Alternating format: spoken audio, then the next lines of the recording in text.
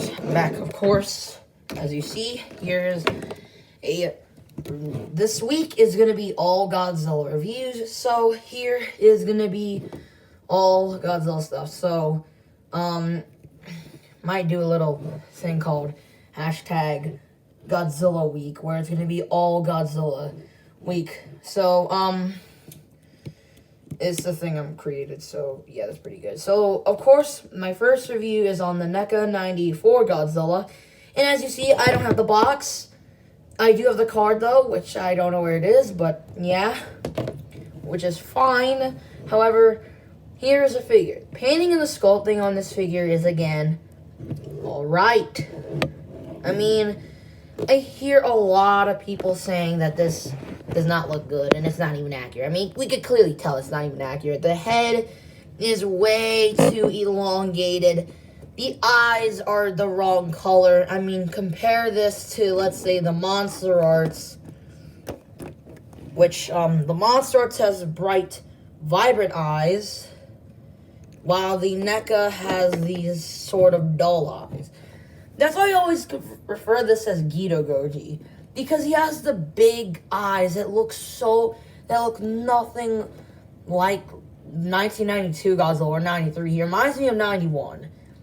The elongated neck is okay, however, the problem is, this is not good gills. It should be something like this, but then again, it's a $20 figure or $40 figure, so I can't really complain. What I can complain, it's a fake neck. A fake neck is not a good thing. The body is nicely sculpted with a nice muscle detail. But what's so odd about it is it's a little bit glossy and it has this smooth texture, not the rough texture that usually Heyo Godzilla would have.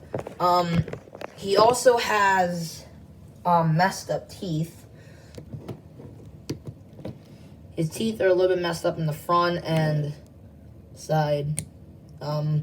Yeah, and then the arms look pretty nice. However, the hands look a bit messy. They have some blue hue to it. Same with the nails. But really, it's just random. It's just smooth texture that is alright, but I don't understand why the smoothness. The tail is, well, the dorsal plates are nicely painted, but then, of course, they've been chipped. Yeah, I can't really complain here, and it looks a little bit better than the Monster Arts, but, I mean, at least the Monster Arts is nice. As you see, the tail, it has a few dents on there, but it's fine. And it has not breaking the sculpt, unlike Burning. And, yeah, let's be honest here, you can see that this figure is clearly the base starter of, like, what, 2 repaints.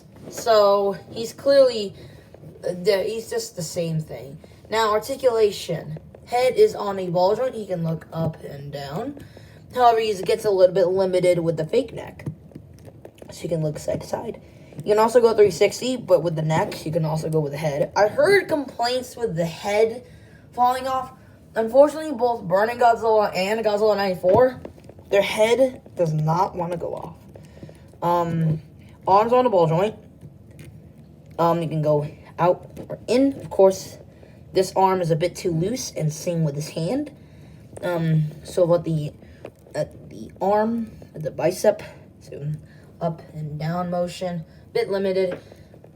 So you can, there's an arm, a elbow swivel, a bend, and a ball jointed hand with wrist articulation. However, of course, on this one, the hand likes to come off. Body is on a swivel that can go back, up, not that much. And then legs are on a ball joint, of course, and then a tight bend at the knee, and a nice ball joint at the feet. Of course, this leg has a lot more motion than this leg. Alright, so he has a decent spread.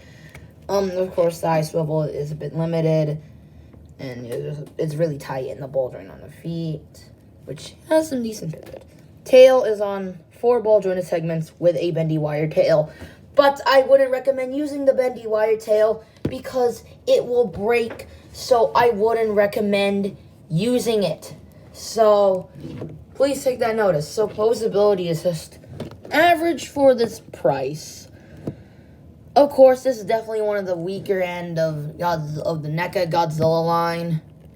And yeah, it's definitely not the greatest. But then once they had 89, it has improved a lot. So here is 94 Godzilla. And here he is compared to, so he stands about around almost 6.5 inches. And then here he is compared to Godzilla 1995 not 1995 birth version, but Godzilla, the Burning Godzilla one, which of course the tail likes to pop off. This reveal will come soon, so you can clearly tell they're just the same figure. Just this one has more translucent paint, and of course the eyes are a lot different. You can even tell his eyes are more like the eyes in the movie, while this one, it doesn't look like the movie, and more or less looks like 91 Godzilla.